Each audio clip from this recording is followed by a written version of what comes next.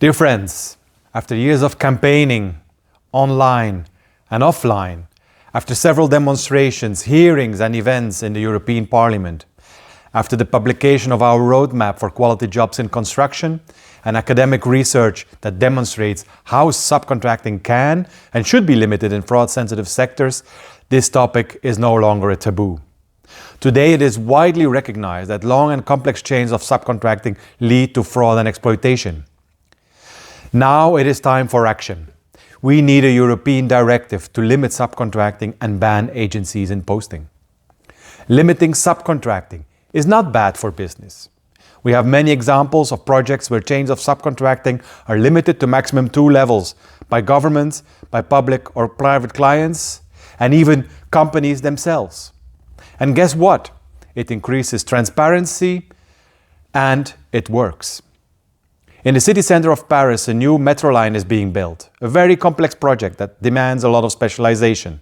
It's being built by one of the biggest construction companies in Europe, with only 2 layers of subcontracting.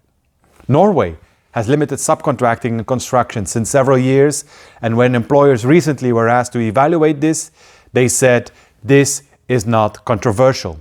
This is good for us." But limiting subcontracting is bad for SMEs? Of course not.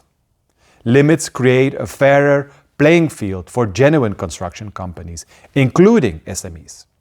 Research shows again and again that the lower you go in subcontracting chains, you will find fake posting, intermediaries, letterbox companies and gangmasters. And at the end of the chain, you only have exploitation. European policymakers have understood the urgent need to take action.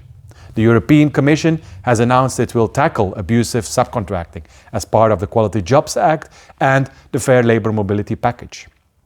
Next week, the European Parliament will vote on an own initiative report on subcontracting.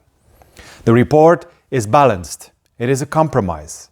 So we call on all the members of the European Parliament, left and right, progressive and conservative, to vote in favour of the report. This is not about ideology. This is about a fair internal market with clear and simple rules that promote fair competition between real companies and fair labour mobility.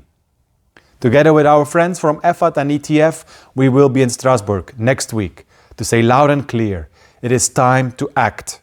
Vote for the report on subcontracting. We need a subcontracting directive. We are ready. And you? Hope to see you next week in Strasbourg.